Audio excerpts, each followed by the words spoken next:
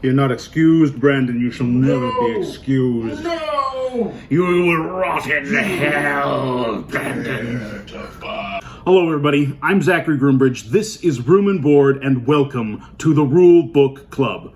It's the book club, the rules. Every month we look at the rule book for another tabletop game, and we discuss it. We review it, we break it down, and we talk about why it could be interesting to play, or to read, or to take inspiration from at your own home. This month we've looked at the game A Billion Suns, a game of tactical spaceship combat by Osprey Games and Mike Hutchinson. It's a really cool, really quick book. It's only 60 pages. I have a lot to say about it, but we're going to get to that in a moment because I want to talk a little bit about why I chose A Billion Suns to be the game that we are discussing this month. Why did I choose this tabletop war game instead of all the other tabletop war games? Why did I choose this rule book instead of an RPG game or anything like that? And the simple answer is, I like spaceships. I think space is cool. I like spaceship miniatures, and I like war games. So I just sort of picked this book based entirely on that. So what is A Billion Suns? Well, Billion Suns is a miniature agnostic tabletop war game. And that's one of the reasons why I was interested in this game instead of some other things. Miniature agnostic games are games that don't have a line of miniatures that is for sale by the company. They don't have an intended set of miniatures to play the game, but the game does use miniatures. And miniature agnostic games are interesting for a couple of reasons. First, it lets people use any miniatures they want for the game to play the game, and that attracts a bunch of different crowds of people. There are people who 3D printing is a hobby, and people who like to 3D print, they like to have a reason to 3D print stuff. And so having a game that has no miniatures associated with it gives them an opportunity to print a bunch of miniatures. People who like to kit bash or do modeling with model kits, they get an opportunity to make the miniatures for the game. People who have bought a lot of Kickstarter games, like I imagine most of Chris's audience on Room and Board, they have these board games with tons of miniatures in the box, and those miniatures sometimes get used very little in the Kickstarter board game that they come with. Chris and I are playing through Etherfields, and Etherfields came with a ton of miniatures that are really awesome and really cool. I'm having a ton of fun painting them right now, but they barely get used in the actual playing of the game. You could use tokens and you wouldn't miss out on anything. And miniature agnostic games give you a great opportunity to use miniatures from other board games to play things. There's lots of really famous, really popular miniature agnostic games. Gaslands is one, and in Gaslands you basically kit bash Hot Wheels cars to make them into like Mad Max battle wagons, and you play an entire war game using just the miniature Hot Wheels cars. Stargrave is another one. You use Dungeons & Dragons and science fiction miniatures, and you build science fiction armies. They give you an excuse to buy cool toys. You might find it really hard to justify buying that scale model of the USS Enterprise, or that Vulcan warbird, Romulan warbird, because it's just a toy, it's just a display figure. It's hard to justify it, but the moment you get to justify it as a miniature that you use to play a board game, suddenly it doesn't become frivolous. It's not just a toy. Now it's a tool. It's a tool you get to use to play the fun game you want to play. And so I think that's a really exciting feature about miniature agnostic games. It's part of why a lot of people, I think, get into Dungeons & Dragons as well.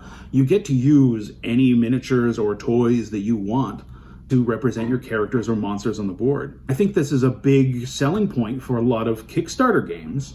They'll have tons of miniatures packed in with the game as a deal, and sure, the Kickstarter game usually uses those miniatures, but a lot of the time those miniatures are sort of quietly sold as things you can use to play Dungeons & Dragons or other board games or tabletop war games or skirmish games. You get lots of value out of them. So I think I think miniature agnostic games are interesting. When I was reading this rulebook, A Billion Suns, I got really excited about the idea of making my own little space fleet, and I started to glue together bits of plastic. This is a pen lid and some bits of yogurt container and some other things.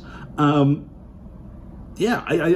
can be really exciting and a hobby all to itself. Usually in tabletop wargaming, companies will create huge lines of miniatures for that game, and the games tend to not innovate very much. Sometimes they have multiple editions, they come out with revised editions, they change up the rules, but changes and developments tend to be quite slow because they don't want to put off their existing customer base. Because a lot of companies that make tabletop war games, they are principally a miniatures company and not a rules company, right? They want to continue selling miniatures.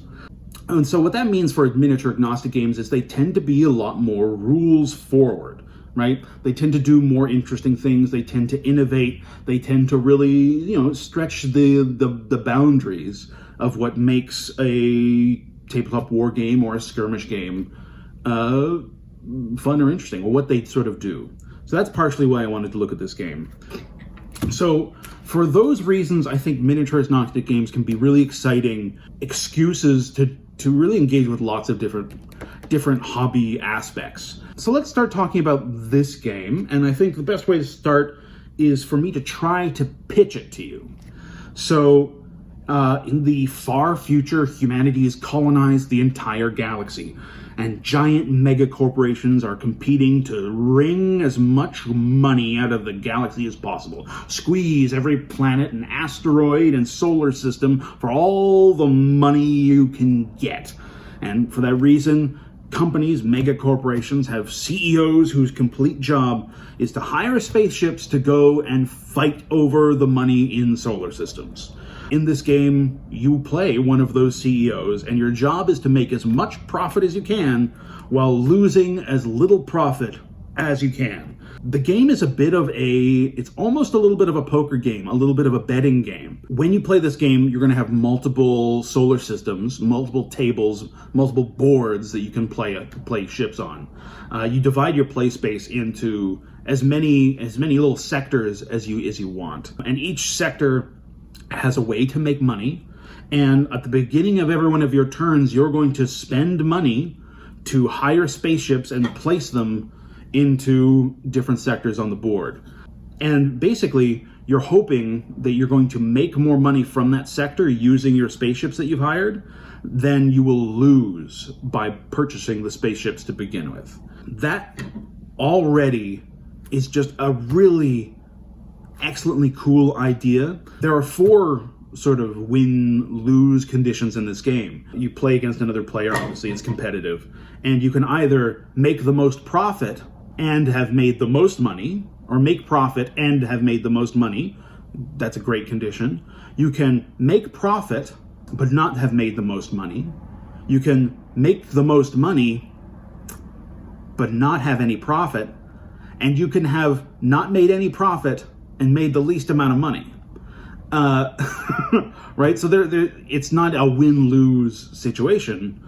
It is it's on a scale. It's on a sliding gradient scale, and I think that's really interesting for tabletop war games as well. I was really interested reading a lot of the rules in this book. A lot of things are really sort of exciting. They feel innovative. They feel new. They feel fresh. Well, if you've read a lot of tabletop war game rule books like I have, it feels like a lot of stuff in there is very intuitive and exciting. The idea of making bets with the spaceships you're placing on the board, super cool. The idea that in this game, you do not build an army before you sit down to play the game. You sit down to the game against your opponent with no ships on the board, having made no preparation. And each turn you hire ships from a collective pool onto the board. This is super different from most tabletop war games. Most of them work a lot like Magic the Gathering or Yu-Gi-Oh, where you build a deck of cards first. In most war games, you design your army, and that's an entire sort of private game you play on your own, right? You use army building rules. You show up to the game store, your friend's house, with your army constructed. You put it on the table. You play with that army. In A Billion Suns, you don't, right? You show up with a bunch of ships that you could hire onto the board, but you don't have to. And your opponent has all the same options that you do. When I was kit bashing little spaceships for this game, just as sort of for fun, I made enough ships that if I wanted to play with someone, we would just use the same pool of ships, a couple of each type. And I think that's super cool and interesting. The downfalls of this game, as what I feel is a downfall of this game, is I loved all of the aspects of it that made it feel less like a tabletop war game and more like a board game. And I disliked more and more as I read through this book all of the things that make it more like a tabletop war game and less like a board game. And I feel like it's walking a line between those two things. And we'll get more into that a little later when I talk about the mechanics specifically. But let's shift out of this sort of general talk and start discussing the pillars of our discussions. So pillar number one, what kind of conversation does A Billion Suns really want you to have? What kind of conversation does it create at the table? I think first and foremost, if you're interested in playing A Billion Suns, the biggest conversation this is going to spawn is a conversation between you and your friends where you're trying to get them to play with you. And when you're trying to get them to collect an army, to give this a go. I think that's the same for a lot of tabletop war games. A lot of time and energy gets devoted to looking for another player to make the huge time investment that a lot of tabletop war games ask you to make. Right? If I wanted someone to start playing Warhammer 40,000 with me, I'd need someone to make a large time investment in learning the rules, make a large monetary investment in collecting and building and preparing an army. I'd need another huge time investment to actually play the game. It's a very long game. And, you know, in order to do that, you sort of need to get people excited. You need to talk about the game to your friends, or find people who are already invested in the game to play with you. And I don't think that's particularly different with A Billion Suns. I think the benefit to A Billion Suns is, you can use any miniature. So collecting and putting together a fleet, an army, is not difficult at all. And because, you know, you can play from the same pool of ships, that removes a huge obstacle. The book is only 60 pages. When you're actually playing the game, I think the conversation is going to actually be quite an interesting one, because every time you purchase a ship, whether it be a battleship that costs 40 points or a fighter squadron that costs 1 point, you're making a bet. And I've sort of already talked about this a little bit, but in this game you have a sector, and there's a certain amount of points or profit that you can squeeze out of that sector, and there's a cap to it. And so when you purchase ships and you place them into that sector to collect that profit, you're making a bet. I bet that with this 10-point ship, I can collect all the profit. And your response is, oh, I bet that with this 1-point ship, I can collect all the profit. And now all of a sudden, for me to become successful, I need to collect more than 10 points of profit. But the other person only needs to connect 2 points of profit to start making money. So what it really is, you have sort of a betting, bluffing conversation going on in the game. Oh, I bet 20 here. I bet 10 here. Oh, I bet 5 here. I think that's really interesting. I think that's really engaging. And I think that back and forth, that sort of discussion, push your luck, tempting fate sort of aspect of this game is really interesting. And that's a conversation. That's communication between two people at a table. And I think that's much more engaging between two players than a lot of tabletop war games are. A lot of them focus on one player taking their whole turn, which could take an hour, right? And the other player just watching. It's much more engaging and back and forth in this game, because every action you're making a bet. You're making a bet, and bets are by their very nature, they're social. So I think that's super interesting. I think another big sort of conversation point around this game is really going to be the hobby aspect. If you're getting into this game, I think you're getting into it for spaceships. You know what I mean? You're getting into it because you want to build or print or collect spaceships. And I think this is the same for any tabletop war game. A lot of the conversation is about the miniatures, the armies, the things you're doing war with. I'm in a couple local Facebook wargaming groups, and in one of them there's this fellow who does historical wargaming, like Napoleonic era, and he's always posting pictures of like beautifully landscaped tables of green grass, like lovingly detailed little Napoleonic soldiers. No one ever really responds to his posts, but he posts them constantly, and he obviously loves what he's engaging in, and I'm sure he plays with other people.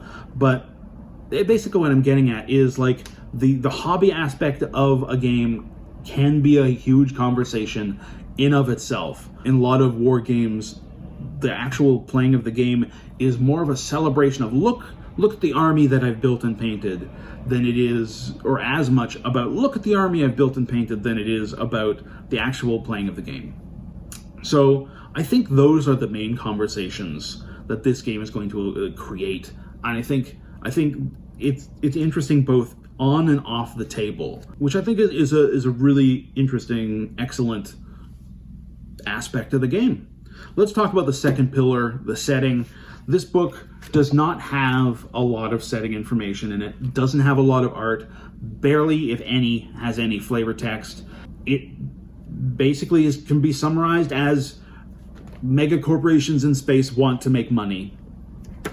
The end. It's very loose, it's very light, and part of that is by design. I don't think the designer wants to restrict what kind of spaceships or models you want to collect for this miniature agnostic game. They don't really go too much into detail about the universe or the world or the technology or what is and isn't appropriate, right? You could go for really hard sci-fi ships, you could go for really loose, light sci-fi ships. It's a miniature agnostic game. You could play this game using zombie miniatures, right? You don't even need to use spaceships. But I think what is there of the setting, the fact that there are just mega corporations, and the entire game is built around making as much money as you can while spending the least money that you can, I think that's effective, right? I don't think a game needs to have 100 pages of lore and beautiful artwork for it to be, for the setting to be useful or valuable or exciting. And I think enough of the mechanics in this game hook into that idea where you are just a greedy CEO trying to make money, that it works. It's elegant. It does its job. I don't think anyone's going to get excited about the setting for Billion Suns. It's not super interesting. There are no characters. There are no short stories. There's no flavor text. But you can get real excited about the mechanical implications of greedy CEOs. And I think that's excellent. Full marks on setting, right? Ironic. There's almost no setting in this book. I give it full marks, but I do. It doesn't do anything that it is not lacking for something. I don't feel its vacancy in this book. Let's talk about mechanics. Our third pillar. There's a lot of cool stuff going on in this book. As an example, all spaceships roll dice according to their size. A battleship is going to roll a 12-sided dice. A fighter ship is going to roll a 6-sided dice. Why is this interesting? Well, in order to hit a ship, you need to roll under its size. So a fighter is size 1. A battleship, which rolls a 12-sided dice, is going to need to roll a 1 to hit the space fighter.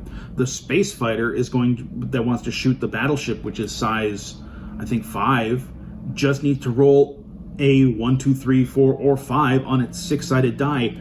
So the fighter is always going to hit the battleship. In order to do damage, you need to roll under the ship's shield value, using that ship's own dice. So to hit or to wound a battleship, you need to roll under 5 on a 12-sided dice. That can be quite difficult.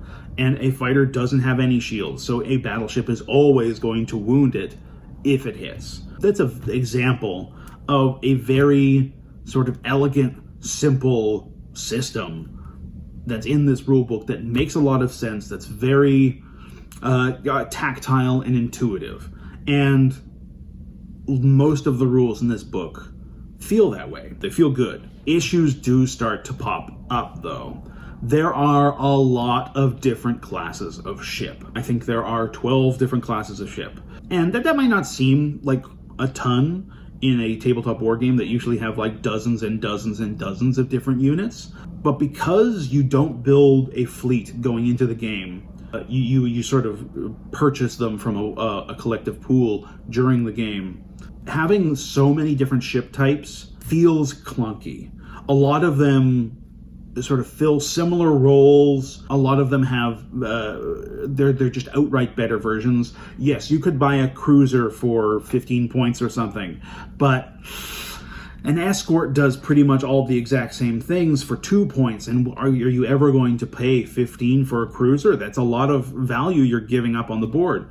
A battleship costs 40 points, and in most games, there's not even going to be 40 points to squeeze out of the board. Who is ever going to play this ship? A lot of the ship classes feel redundant or not useful at all. And the other issue is it makes it quite confusing. I sat down to try to sort of kit bash and make a bunch of little spaceships so I could play this game if I wanted to. And there are so many different ship classes that I needed to try to figure out to make a model for, and try to figure out how to make them all look different enough that they are recognizable on the board. And it's hard to make 12 different ship classes and make them identical at a distance. There's a reason there are whole companies that make miniatures and people who are paid quite a lot to design them. I just think it's clunky, and I think there's too much overlap. I think this game could have been made with 5 different kinds of ships, and it would function the same, but be so much more elegant. Of course, I think the reason that there are so many different kinds of ships in the book is to appeal to the kinds of people that want to collect lots of different kinds of ships. And more than that, I think there is, in tabletop wargaming, a desire to sort of make games feel like they're simulations, even when they're absolutely not. Having like a lot of gritty, granular options makes a game feel larger. And so you see that in a lot of tabletop war games. And I think this game, A Billion Suns, plays towards that, trying to add grit, trying to add a lot of little details, a lot of finicky little rules and specifications to things. And I think what a lot of that does is it complicates what is, at its core, I think, a really elegant design. And I think that hurts the game quite a bit. And I see that over and over again in its systems. The biggest example of this I can think of, and this is a plague that curses all tabletop wargaming right now, miniature wargaming, is the objective system. A good example of where I think this game falls apart is the contracts at the end of the book. To explain this, I'll have to go into a couple more rules. When you play this game, you divide the table, your play space, into a number of different solar systems or areas. And each of those different solar systems or areas is going to be assigned a contract, a way to make money in that area. For example, you might divide your table into 3 different boards, and the first board, you have a contract that rewards you for mining asteroids. On the second board, you have a contract that rewards you for blockading a space station. And on the third board, you might have a contract that rewards you for evacuating CEOs from a dangerous place. Each of these contracts on these 3 boards is going to have different rules about how you move your ships, about how you capture points, how you hold points, what do the obstacles and terrain, what do planets and asteroids and space stations do on each of these 3 boards. It could be completely different. The contracts are where a lot of the game is, and they change so much of the game and feel so complicated. I really just dislike them. A lot of war games do this, where they'll have secondary objectives or objective cards that get chosen or generated at the beginning of the game that change the rules for the whole game, and it just feels so scattershot and so wibbly wobbly. You can play a board game that has one objective every single time, that is balanced and is always interesting. And I think varied contracts or varied objectives in tabletop wargaming, they inevitably make the game feel like it's poorly, or there's a failing in the design. There's something that's about the core game that is not quite interesting enough to sustain every game, right? I wish there were no contracts in this book. The way the book wants you to choose contracts at the beginning of the game is so obtuse. Let's walk through it. So you have a deck of cards, and you pull out all the face cards, king, queen, jack, etc. And each of those is associated with a different contract, which you have to look up in this book. So you draw, if you had 3 different boards that you were playing on, you draw 3 face cards, then you'd look up what each of those face cards, what contract each of those face cards refer to in the back of this book. Each of those face cards is going to have different rules, different ways to score. It's going to be a lot of reading rules. Then you generate a deck using the numbered cards, so spades and hearts and diamonds. And some of those decks you shuffle up depending on the rule of the contract. Some of them you place face up depending on the rule of the contract. Some of them you put in numerical order depending on the rules of the contract. And you lay those out. And those number cards are going to represent the amount of profit that you can earn. So let's say if I evacuated one CEO from the doomed planet, I would draw from the top of the heart deck and get a 7 of hearts. I get 7 profit. It just feels like so much fiddliness, and I was excited about this game, and so that's why I started making little miniatures for it. And I was like, okay, cool, there's this whole deck system at the end. I'm gonna print a deck of cards. I'm gonna put a King of Hearts into a sleeve, and then I'll print out the rules for the King of Hearts contract and put it into that sleeve so we can just draw it from a deck if I ever wanted to play this game. I could not figure out how to format the rules of the King of Hearts contract onto a card-sized thing that was readable and usable. It's just too much information, too much stuff. And I just don't like that. I don't like that front-loading of every time you sit down to play this game, you potentially need to relearn the rules of the game because you're going to have 3-4 different contracts. You're going to have to learn how they work. You're going to have to keep referencing it throughout the game. I just don't think it's elegant. I wish that this game had a one designed scenario that you played over and over again. I really don't like that aspect of the design. I have the same issues with Star Wars Armada, the miniatures war game, does the same thing. It has objective cards that you choose at the beginning of the game that change everything. Warhammer 40,000 does the same thing. There's secondary objectives that can change how the entire game plays. There's factions in Warhammer that win and lose based solely on the kinds of objectives they can choose. I just don't like it as a design. I know a lot of people like the Star Wars Armada. I think it's a really great, interesting game. I just really dislike its reliance on its secondary objectives or its objective system, its cards, to make that game work. And I bring up Star Wars Armada because I don't know for sure, but I feel like A Billion Suns is a bit of a response to Star Wars Armada. Because I know people, I think, really like Star Wars Armada, but I think there's been some backlash against it. Some people who do dislike how that game plays. And Star Wars Armada has also sort of not had any releases or updates in quite a long time, since before COVID. And I think this game is a little bit of a, hey, you have Star Wars Armada figures and you're not using them for anything. Maybe take a look at this. And I don't know how informed that opinion is, but I was looking at Star Wars Armada stuff online quite a bit when I started getting advertisements for this, and I suspect there's some connection there.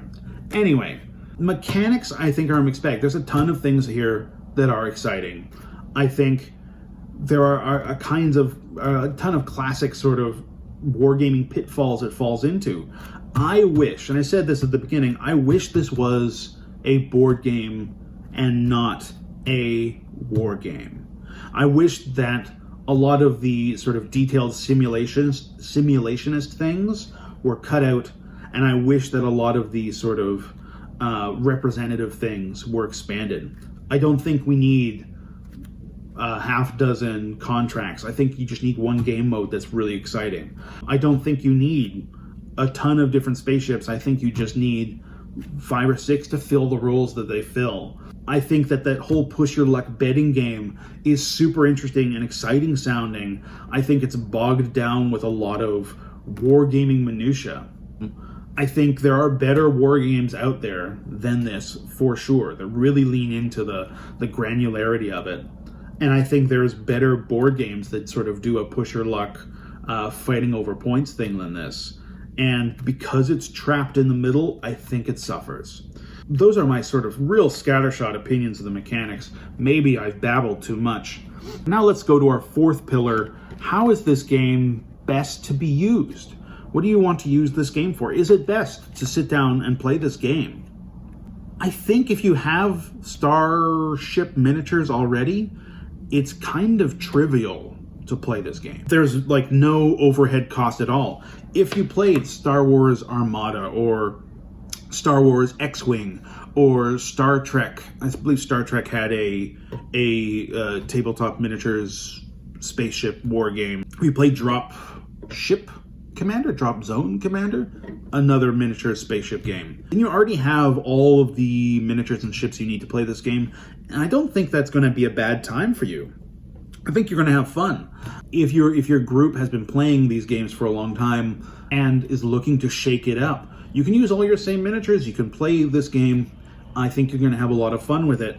I don't think you should, I don't think it's particularly worth the going out of your way to build an army for this and then to play this game. I think really it's going to mostly attract people who already are set up for it. And I think that's a bit of a shame. The book is cheap, super cheap, like $20. But, well, at least I found it for $20. But I think when I first got this game, I was like, oh, I'm going to set this game up. I'll put this in a box. I'll use it like a little board game. I'll have it available. I just need to get all the tokens and things that this game requires you to get. And I went to the dollar store and I got like river rocks and poker chips and things like that to represent ships or tokens. There's like a little player dashboard that you use to play this game that you need to move tokens around on things. But the number of tokens and cards and things you need to play this game are enough that I was starting to look at the point where I was like, I'm paying more than I would to buy your average board game in order to set this up. And to use this just as like a board game on my shelf, it's suddenly the $20 book had like a little bit of an inflated price. I don't think that it's particularly worth it to go out of your way to play Billion Suns. If you like making miniatures or printing miniatures, or if you have a bunch of spaceship miniatures on your shelf from a Kickstarter, I think it's a totally fun thing to look into. And I definitely had a lot of fun reading the rules. There's a lot of really cool, engaging things in there that are very exciting. I don't know if it's a strong enough game to support itself, though. Yeah, I in the end, kind of mixed on a Billion Suns. Would play it in a heartbeat. I mean, I went out of my way. I built all these little spaceships. I play it in a heartbeat. I've got the bits. But I don't think it's the super best thing. Was that a good conclusion? That felt very, very petering. Hey, how to best use this game? Put it on your shelf. It's cheap. If you've got the bits for it, play the game. Otherwise, I think it's a pass. That was a Billion Suns. Did it make any sense? I don't know. Am I going to record this video? Probably. Hey, this was the Rulebook Club. Brandon, stop smirking at me. I don't know. I'm flailing at the end. I'm drowning. Save me.